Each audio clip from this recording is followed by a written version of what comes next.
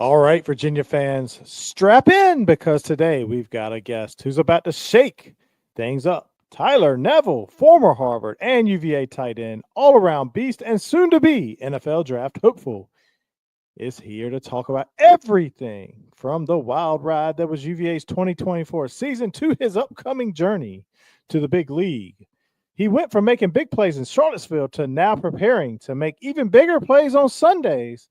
But before he gets drafted, we're about to hear the inside scoop on what it's really like to go from the ACC spotlight to the NFL draft. Let's drive into the highs, the lows, and of course, some hilarious behind the scenes moments.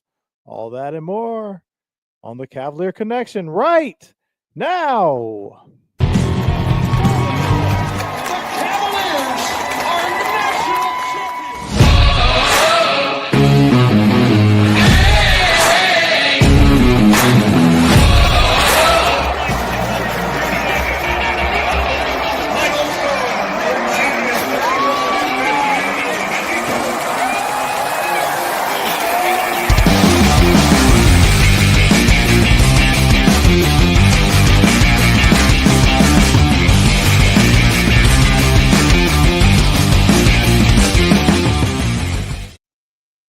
Welcome into the nights or tomorrow as you're looking at this. I can't ever get that right.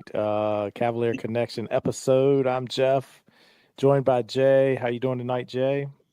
I'm doing fantastic. We have a special guest joining us here in just a few minutes. Excited to the returning two-time Tyler Neville joining the program. I missed Tyler the first time for whatever reason, one of the random absences, but excited to get to talk to him tonight. Yeah, no question. All right, and so now tonight we're lucky enough to have former Harvard and Virginia tight end and hopefully soon to be NFL tight end Tyler Neville with us. How you doing tonight, Tyler? Doing good, living the dream. There you go. I was gonna say, I think the last time we spoke, you were still at Harvard finishing up, and now that you've completed your time at Virginia, the first question I have is big picture. Did you get what you wanted out of your experience at Virginia? Yeah. Well, I've said it before. I think every promise I was made at Virginia, came to life. I was promised a lot of playing time. I probably got 90% snap share. I was promised big role in the offense. I think I was the second leading receiver. I was promised blah blah blah blah blah blah in terms of collective and all that stuff, and everything came about. So I was happy with, and I was promised a great program, and it really was a great program. I was disappointed, the way the back half of the season went.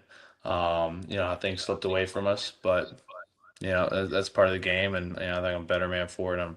I think I made the right decision. Absolutely. That's awesome. I know last time we talked, you were mentioning if you had entered the draft, maybe you looking at maybe 7th round pick. After playing last season, have you heard anything from your agent or if your draft stock has improved? So definitely improved. Like those first 6 games, it had improved. Like I was number 5 on Kuiper's big board for like H-backs, tight ends. I was up there. And in the back half of the season, it dropped. As I had a few bad games. Our offense, didn't play well. Those back few games, and so that hurt me big time. On production, I didn't have as much production in the second half as I did in the first. So I just kind of watched myself slip down and down and down, which is difficult to see. But I'm in that same boat right now. I can get drafted if I run well on my pro day. I was surprised I didn't get a combine invite. I thought for sure. I mean, you asked me halfway through the season, I've been 90% sure. And even like up to a couple weeks ago, I probably would have been like 60% sure I'd get one. They always take a few guys who are, guys who they haven't seen a lot of, or, more like a fullback type. So I was frustrated with that, but, I know some other guys didn't get invited to that they're expecting. And so it just kind of fueled the fire. But yeah, I'd say I'm still around that same spot, unfortunately. So yeah, I just have to run well and I'm lucky enough to be in the spot though where I'll be on an NFL roster within a couple months. So that's nice. Yeah, we were surprised too. We thought for sure you were getting a combine invite, and so that one caught us off guard. So, would you prefer if the scenario was being drafted in the 7th round or being undrafted and be able to pick your location? Is there a benefit in your brain?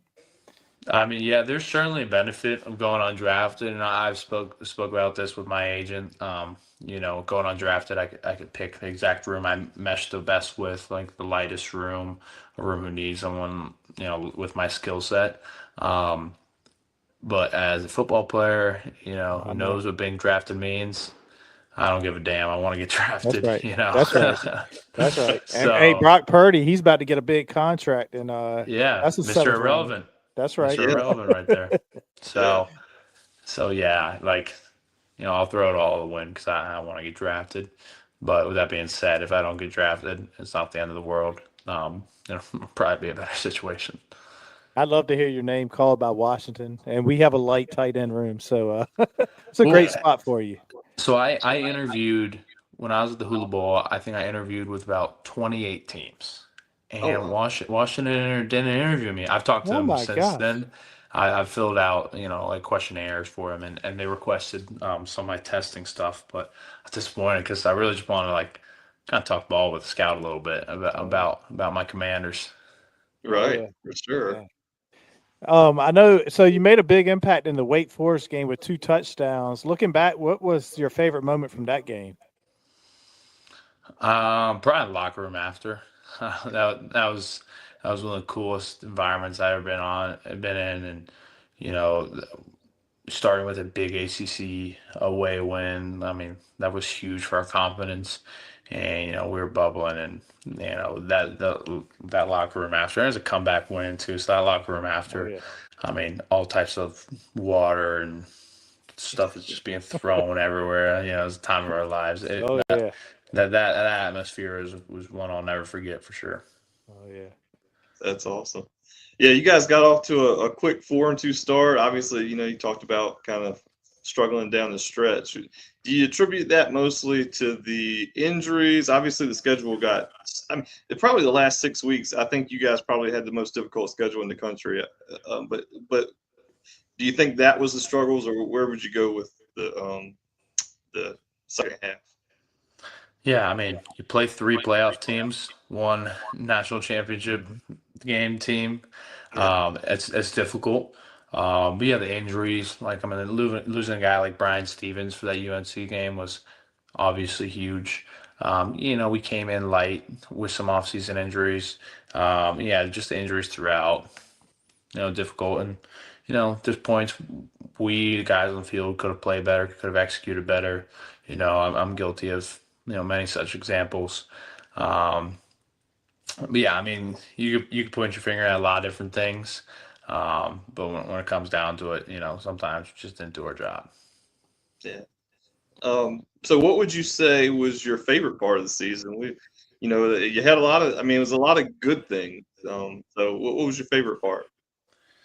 Well, I think it was interesting because, at Harvard, I was a normal student, I'd say, who played football, an extra 6 hours a day. At Virginia, I was a football player. I was very much a football player, and so I was bought in, and 99% of my interactions were with football players. And so we started doing like tight end dinners every Thursday, and that's a luxury of a place like a Power Five program. Because at Harvard, I tried to do these dinners once a week with my tight ends, but we're not on scholarship. We get no stipends. There's no collective. There's no NIL. We're all broke. Right, And I couldn't right. afford to pay for the freshmen, sophomores, and young guys every time. Um, so at UVA, every Thursday we had tight end dinners, and man, it really helped our tight end room. I got so close with those guys. I miss them a lot. Sackett became one of my best friends, and I was talking to him today. I've been talking to him pretty often. Sage, Dakota. Dakota's gonna ball out next year as a Sage. So I think that was probably the best part, just that gradual increase of friendship in that tight end room. That's cool. So I know you had the opportunity to experience the Virginia Tech rivalry firsthand. I know it didn't go how we were hoping, but what was that like for you? Yeah, it was cool. There was probably a couple thousand people in those stands that I knew or knew me at least, from my hometown or friends in my hometown. I saw a couple before the game actually. It was cool. A lot of people from my area are UVA or Virginia Tech fans. It's cool to play in that. I've always seen stuff about it. Um, Enter Sandman. It was a cool experience. I wouldn't say it was crazy intimidating, but I think it's a great college football entrance. It was cool to be a part of. Not trying to take that away from Tech. Um, that game was frigid. That was probably one of the coldest games I've ever played in. I played 4 years in Boston, Massachusetts.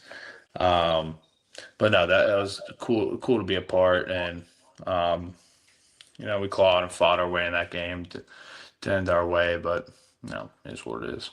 Yeah. What do you think it's going to take for Virginia to get over that hump against Virginia Tech?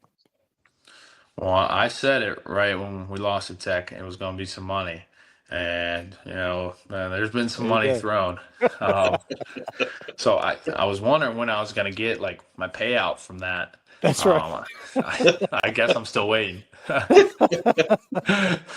we find you another year of eligibility? Hey, I would be elated. I actually had a few teams, like college teams, right after the season, just started to like follow me and DM me, and I had to tell them, I was like, "Hey guys, I'm out of eligibility. Unless you know something I don't, I have no damn eligibility. Like, I appreciate the effort, but I can't go there."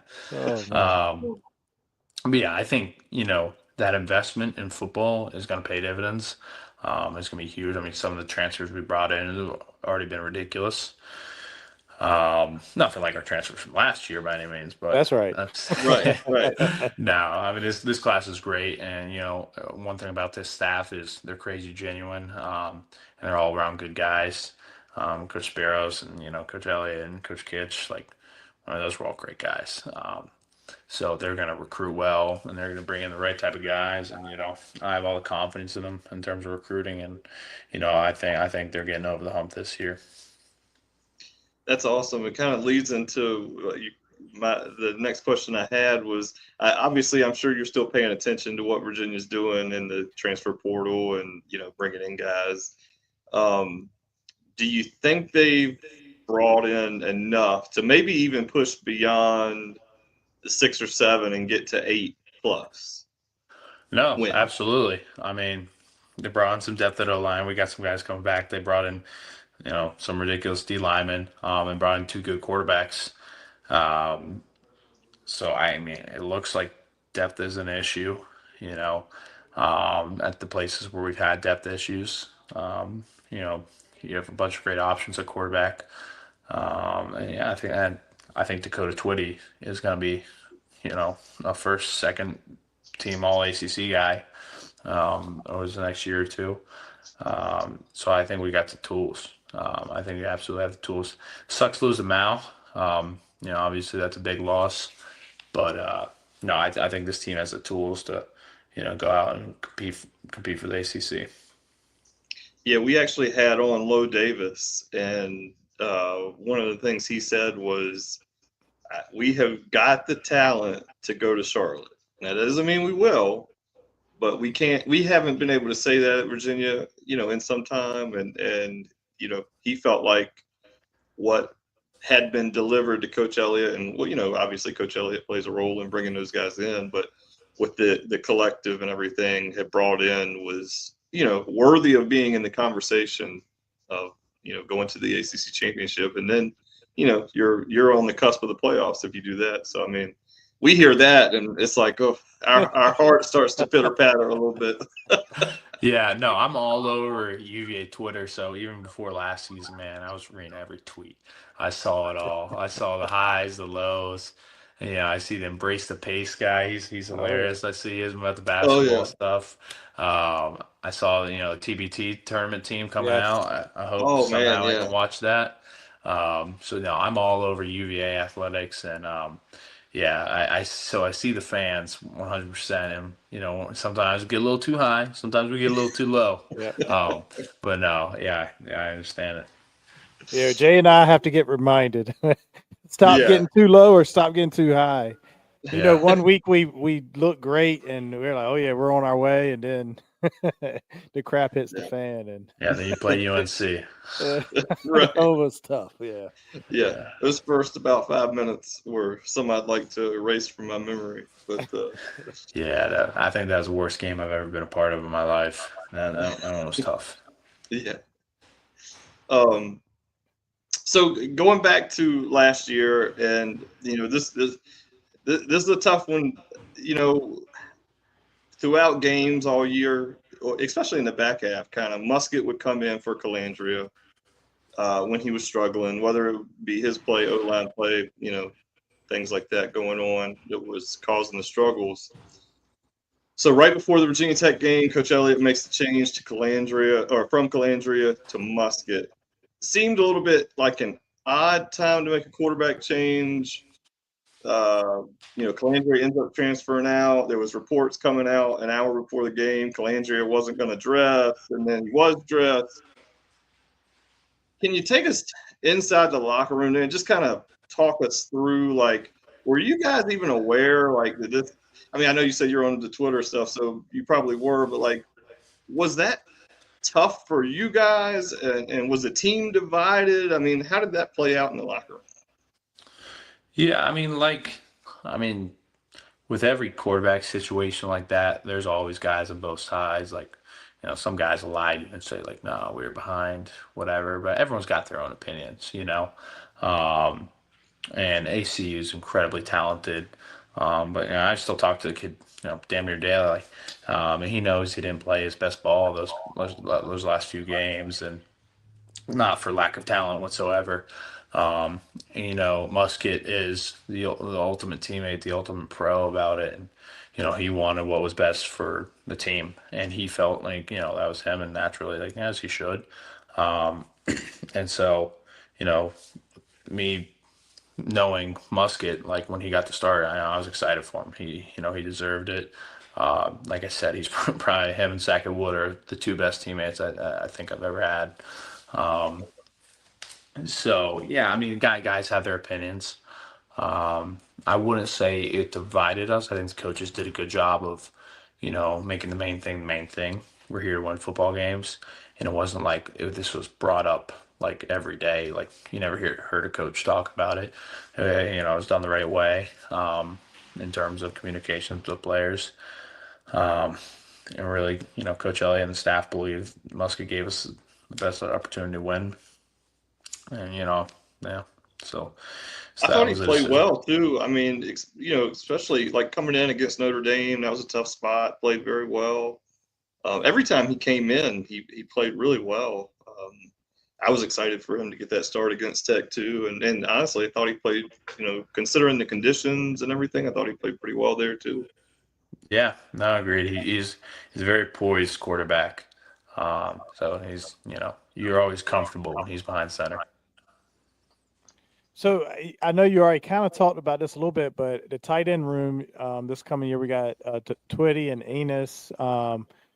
And you've already said Tweety. I can't say his name. Twitty, Dakota Twitty's maybe first team. You can see him first team All ACC potentially.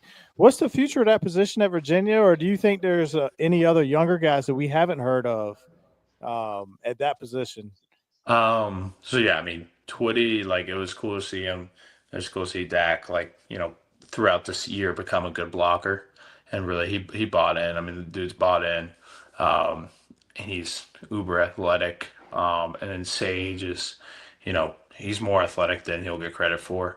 And he's a great blocker. And he's also, great leader in that team. And he's just gonna, do what's told of him.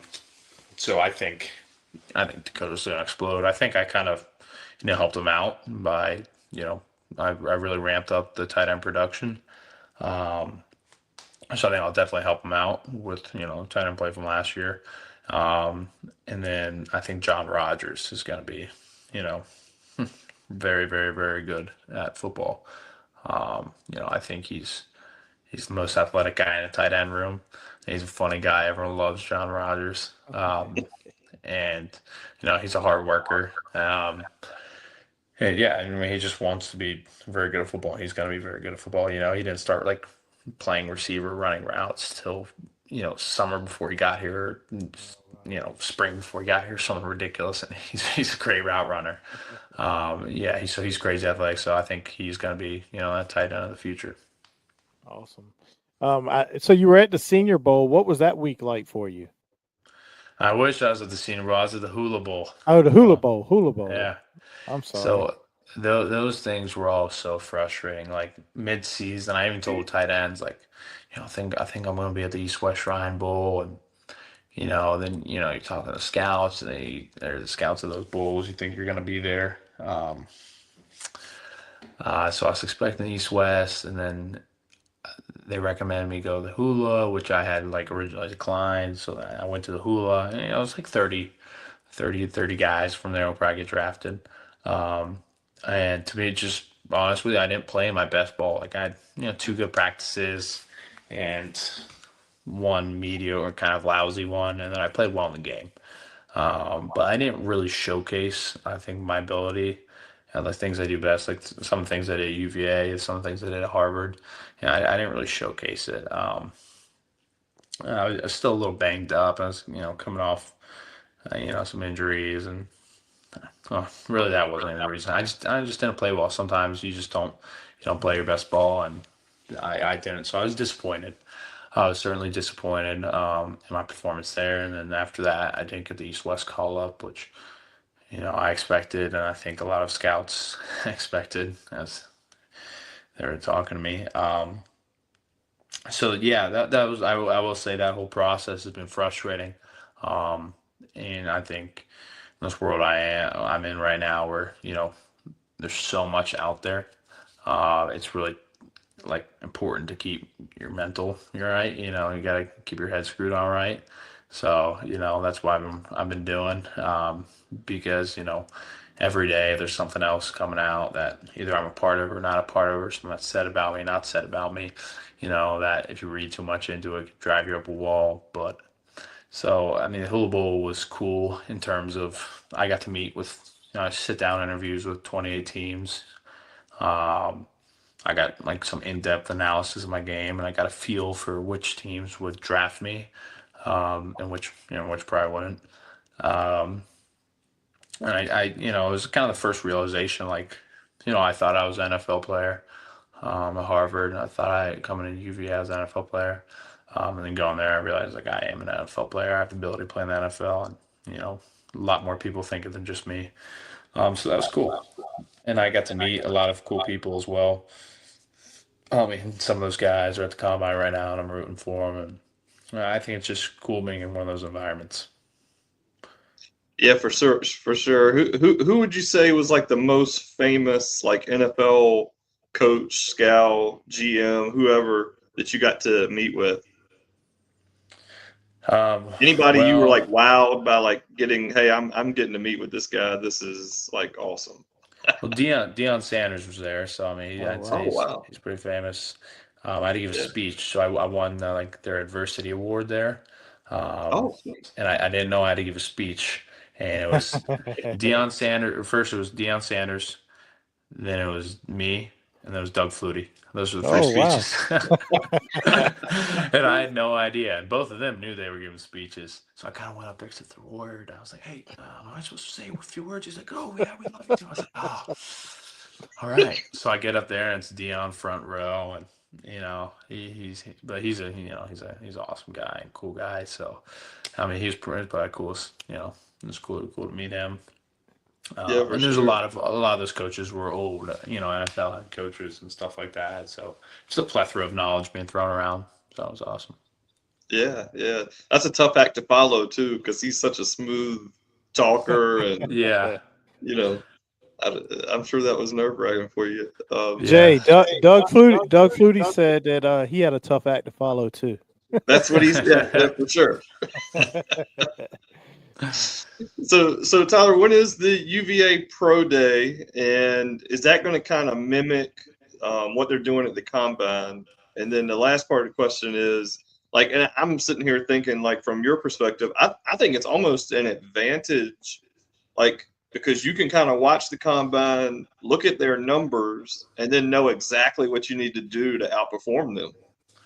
Yeah, so our pro day is March 18th. So I'm leaving here. I'm in Nashville, Tennessee. This is my agent's place. Luckily, he kind of bought this place for his guys to use while they're training. And Nashville is like a hub for, tight ends specifically. Like tight end university is here. Kittle's here, and all those guys. He's got his compound, and that's attractive. All the best tight ends. So like every day, I'm working out with all these great tight ends are here. Like I think Rucker just got in, Ferguson just got in, Bellinger. All these guys are coming through, which is cool. You just talk to them a little bit, and then I train with Texas tight end Gunnar Helm at the combine, Mitchell Evans Notre Dame at the combine, Jalen Conyers Texas Tech at the combine, and then Caden Prescore in Ole Miss. He's my roommate over here, and so I think the benefit of I train with those guys every day. I know exactly how my numbers stack up against those three guys in particular. They're running their 40s tomorrow. I will have a very, very, very good idea of exactly what I'm going to run based upon what they run. Yeah, we're pretty much mimicking. I guess I haven't gotten all the details, but I know I'm doing all the testing stuff. And I assume we're doing the same on-field stuff. And, NFL teams will come in and they'll ask me to do this, this, and this. And I'll be like, yes, sir. I'll do whatever. So how many times can you get up 225? I'll get it up 20 plus. Sweet. Something over 20, hopefully 22, awesome. 23. That'd be nice. But I've lost about 10 pounds since I've been here. Trying to slim down a little bit because UVA I was blocking some DNs. I don't think I'll be doing that much in the NFL. I think I'll be more of a receiver. So I'm about 240, 241 right now. I played every game pretty much at 250 at UVA. So slimming down so I can catch it a little more. Oh, yeah. All right. What do you think is Coach Elliott's biggest strength? Coach Elliott's biggest strength? I would say, molding young men. I mean, the proof is in the pudding. He creates men who are positive contributors to society as well as football. And I think I was talking. So Jordan Matthews, receiver from Vanderbilt, played for the Eagles for a long. He's here and he transitioned to tight end. He's been a great mentor, and I've talked to him in lengths about Coach Elliott. Coach Elliott's the type of man that I would want my son to play for. I don't really say that lightly. I think, and my dad could tell the minute we sat down with him, he's a genuine, great human being in this college football landscape where, that's lacking a little bit. So, I'll never have a bad word to say about the man. And I think his character is what shines through, and that's what's helping build this program. Yeah. We always hear the moms love Coach Elliott as well. So on these recruiting trips, all the moms say that's where you're going. Yeah. Well, yeah, he's a funny guy. I can see that. So from a player's perspective, is there an area within the program, and not really speaking about Coach Elliott, but that still needs some improvement? That's a good question. Other than I know us fans have to do better in showing up to the games. Yeah, some of that was that has more of an effect than I think fans realize. It definitely does. I'm trying to think. I mean, I'm sure there definitely are things, no program's perfect. And I know in season, I was probably thinking of 100 different ones. Right. But there's nothing significant, man. I mean, the programs run well. You got to recruit well. You got to run it well. The facilities are obviously ridiculous. Strength staff is great. Nutrition is great. Yeah, I just saw a video of a day in the life of one of the girls that does like the nutrition stuff. I was like, oh my gosh, man! They're showing the facilities. They're getting the supplements all lined up for you guys. Then they're filling out the shakes individually for guys with what they. I'm like, oh my gosh, man! Yeah. they really do treat the players. It looks like like top notch. I mean, No, I told them. I told them when I got there after a couple months, I was like, dude, you guys are spoiled brats. Like, you have no idea. I was like, it sounds funny, but Harvard was gritty compared to this. Harvard was very gritty. Because I remember I went to my first like doctor's appointment. I had like a shoulder or something in preseason. I actually messed up my shoulder, fell on it skiing. I didn't really tell UVA till I got there. It was my senior spring at Harvard. I had a season pass. I was snowboarding like I probably caught like 20 days snowboarding because I lived like 45 minutes from resorts, and I like landed on my shoulder, and then I was like rehabbing it, and it was fine like middle of summer. But I went in there and they made me go to the doctor, and one of the trainers, Lydia, was like help me with it. She set up my doctor appointment. I was like, all right, thank you. I went over to the doctor, and then I'm like about to walk in the doors. I see Lydia. I'm like, oh, what? No, crazy. You're saying the same doctor at the same time? She's like, what are you talking about? No, I'm here with you. I was like, oh, what? You're accompanying me on my doctor? I'm like, I'm 23 years old and you're accompanying me? She's like, yes. And she goes in there and they're like taking notes the whole time. So like they can tell the UVA doctor, in house. I'm like, this is awesome. This is great. Because 99% of the time I go to these doctor's appointments, I'm forgetting everything they're saying. Oh, yeah. So just like that stuff was awesome. So I'd say in larger view, there's nothing huge to fix about the program. I think there's tweaks every now and then, but nothing crazy huge that comes to mind. yeah. So I guess going back to last year, at the end of the year, and again, I'm sure you're aware that a lot of people were kind of placing the blame for the offense on the offensive coordinator. Was there any thought that he may not return? I know it's not probably discussed, but maybe do the players talk about that kind of stuff? And does that stuff kind of rattle the locker room at all? I mean, obviously no change was made. He stayed. I think that caught a lot of people by surprise, to be quite honest. But because of the struggles offensively,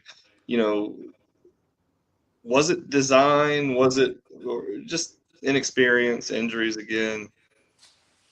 Yeah, so I'd say, every single locker room is talking about things like that, whether you admit it or not. Usually the guys talking about that stuff are younger, a little less mature. They're probably not starters. It's those type of guys, and that can create that can rattle a locker room a little bit, like especially on the younger end. So you never want that. I'm sure there were guys, but guys who were on that offense, guys who were playing all those snaps, and guys who this was their last season. I mean, we weren't thinking about that. We're thinking of, Coach Kitch is giving us this game plan. Let's do this game plan as the best of our ability. Let's put points up. And it sounds like a poor excuse, and I think I got ripped on Twitter for saying something like that. But sometimes the ball really just doesn't roll your way. Like if I could give you guys, there's like 4 or 5 plays, or just inches away. Like that pick six to that fat ass D lineman from UNC.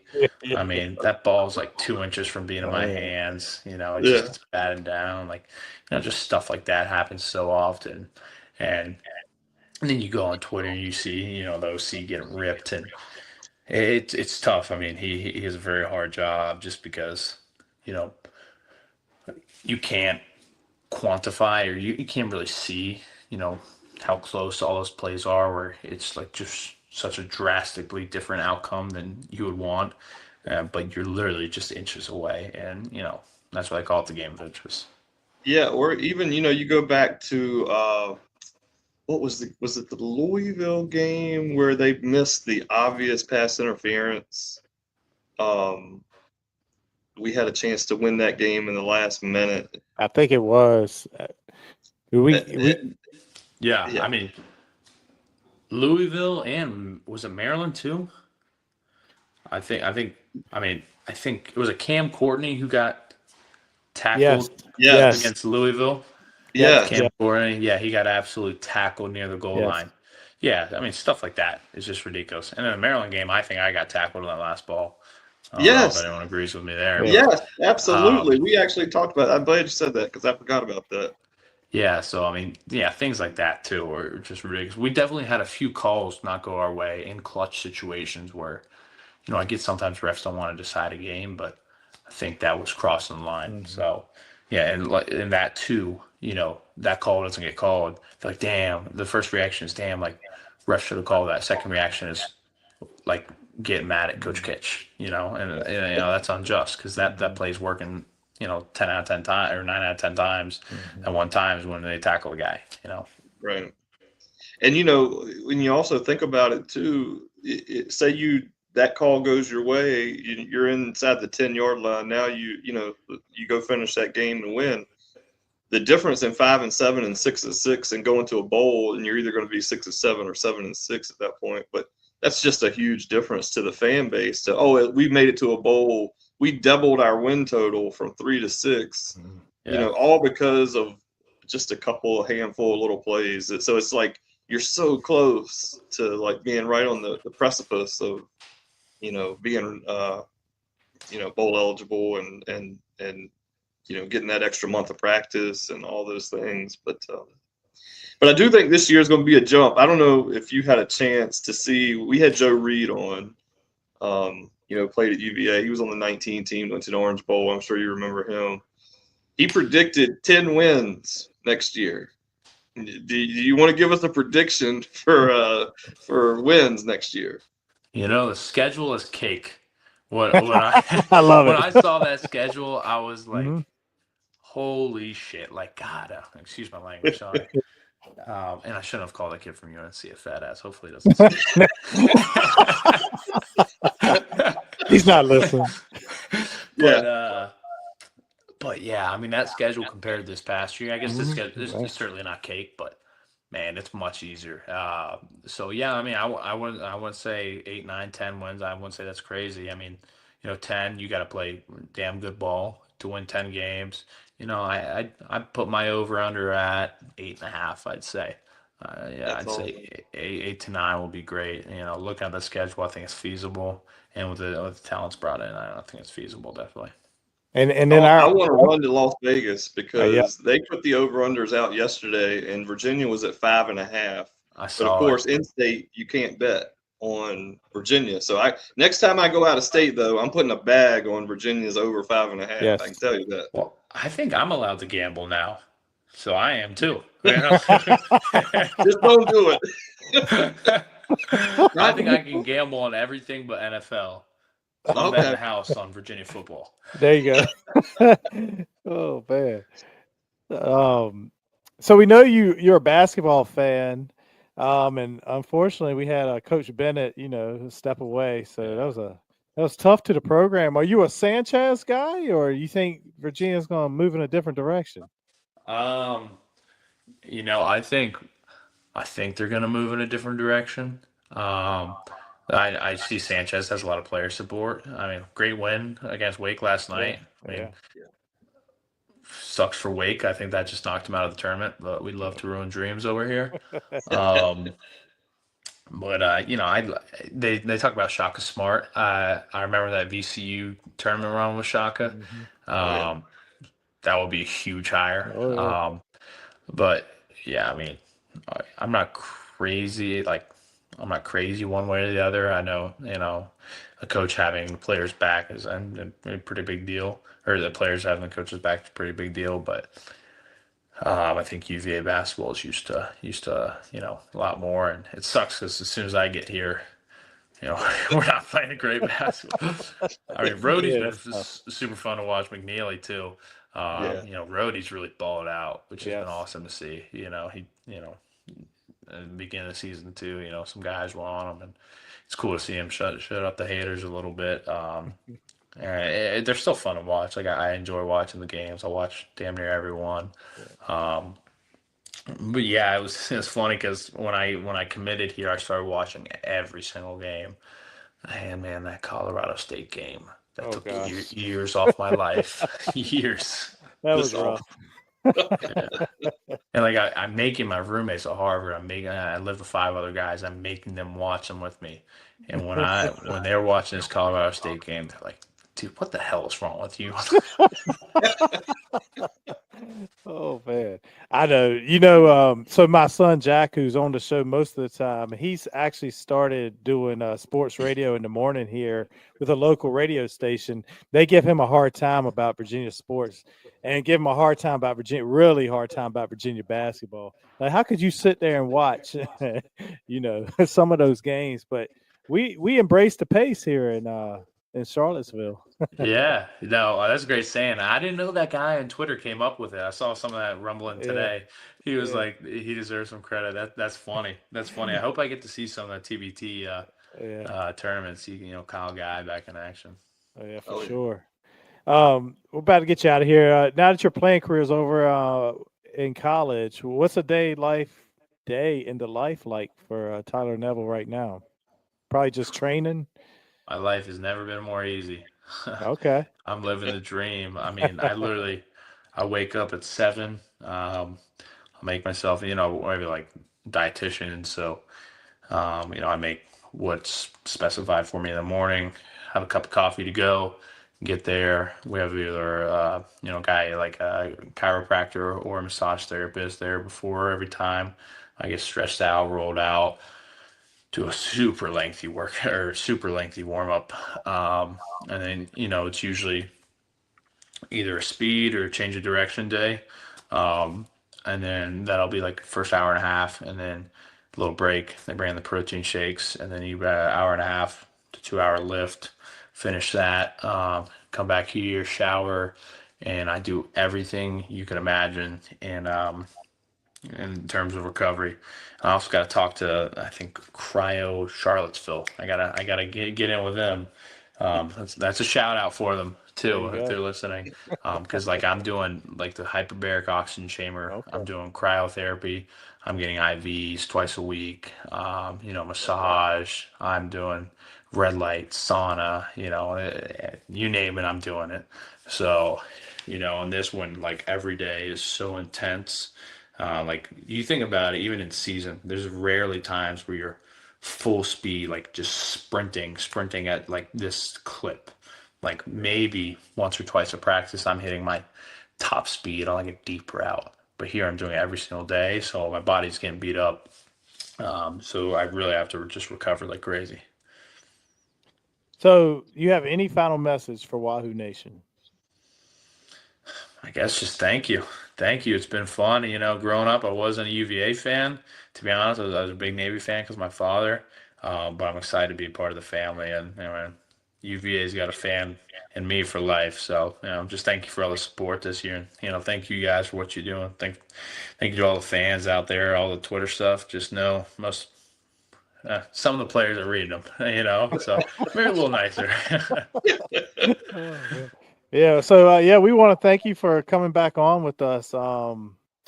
You do have a special place on this show, and we're going to be rooting for you no matter what, even if it's Dallas, New York, or Philly. We'll Please still don't be a let it be fan Philly. of yours, but we can't pull for your team. Well, I appreciate it. I'll take what I can get.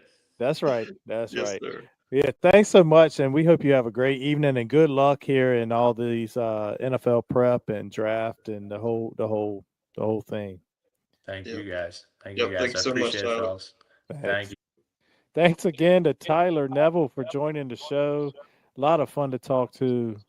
Um, and we really wish him the best of luck in his NFL aspirations. Any team that gets a guy like that, I think it's going to be a major benefit. And the one thing I think, he left a nice legacy at Virginia with the tight end room. Just talking about the tight end dinners that they did. That's leadership right there. You get your tight ends together and get a tight knit group. And what do you think the next group's going to do? They're going to fall in line. He's setting something up for the future down the road. I thought that was pretty cool too. Yeah, and he's been through so much with the cancer and things like that in the past. I think he has a unique perspective on everything, on life. Yeah. That most 22, 23, however old he is, that they just don't have. And so I love to hear him, taking care of his body like he is. I was listening to thinking, man, he's like LeBron James. You hear Oh, about yeah. LeBron taking care of his body and what he does at 40.